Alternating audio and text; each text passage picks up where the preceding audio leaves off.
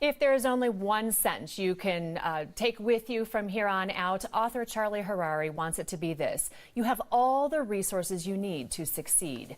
His book, Unlocking Greatness, teaches us that by changing our thoughts, we can actually change our brains and therefore our lives. He joins us now to share more, and we're so glad you're here, Charlie. Welcome. Thank you so much. It's great to be here. Certainly. Well, I'm interested in hearing about your experiences and what happened in your life's journey that got you to write this book. Great question. When I started, I was an attorney for many years. I was working in one of these big firms, working so hard, and I had a family, and I found myself struggling between priority. Like, we all have a lot of things we want to do in life. We have priorities: family, career. And one day I was sitting with my mentor, and he said to me, your problem is that you're working in your life, and you're not working on your life. You got to work in your job, and in your family, and in your home. However, you got to work on top as well, and ask the questions of how it all works. How does it all connect? He said that maybe 20 years ago, and I was like, oh my gosh. Did you get chills? I did, and I was like, he's totally right. So I started reading and writing and researching, and then I started teaching it and lecturing it, and over the course of 15 years, started to put together what I think is an approach to how to work on your life so that you can unlock the greatness that's within you no matter what you're doing.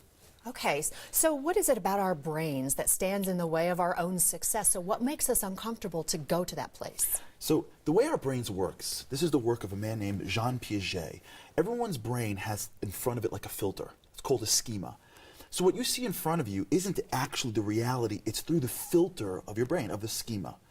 So many of us have all the opportunities that we want right in front of us. The love, the caring, the careers, the things we want most, the greatness that we can be is, for many of us, literally in front of us. However, the schema, this filter, doesn't show it to us because we have all these insecurities or we have all these worries. And so a lot of what happens along the way when you see people achieve certain levels of greatness, it's not that they change their life. It's that they start to see their mind differently. They're more careful on how they think. They're more careful of what they do to prepare themselves and to see opportunities right in front of them.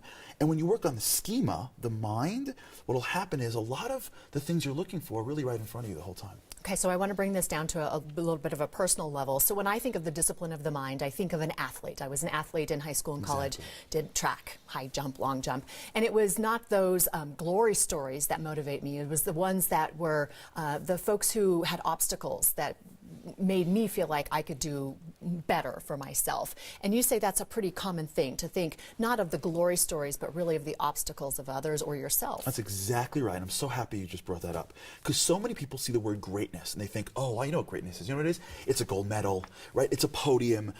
Those people are great. I can't be great. And what they're missing is that greatness is micro. It's not macro. When you see people that have achieved a certain level of greatness, a certain level of empowerment, they are working on the micro moments of their lives. How they wake up in the morning, what time do they get up, what do they eat, how do they speak to their spouse or their children.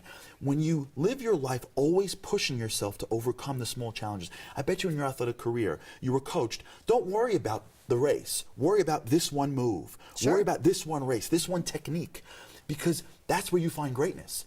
It's in the small things in life. And when people push themselves every day, wherever you are in life, whatever you're up to, you can get that feeling of greatness, even if no one puts a gold medal around your neck and says, the whole world's clapping for you. Absolutely. All right, you use this term.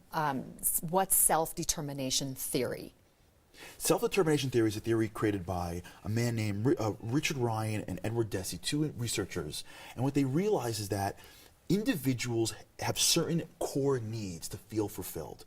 That's competence, relatedness, and autonomy. In order to feel something, they're not going to get that feeling of like greatness. You gotta be doing things that make you feel like you're becoming a master over something, you're good at something, that you're connecting to other people, that you're not doing it alone, and that you have some level of autonomy of your life. No one's dictating everything you do. And in life, when you do things that give you those three elements, you feel differently. And so when you're trying to figure out what you should be doing in life or why you're not feeling a certain way, look at these three elements and ask yourself, maybe something's missing here. Am I working on things where I can get better? Or am I just doing the same thing again and again and again? Am I connecting to people, or is it all about me? Right? Is it autonomous, or am I always taking direction? Those are the things that really impact how people feel about themselves. Charlie, I could talk to you all day, and unfortunately we're out of time. So great to have you here. Thank you so very much. Well, Unlocking Greatness, the unexpected journey from the life you have to the life you want, is available now wherever books are sold. You can learn more online, unlockinggreatnessbook.com.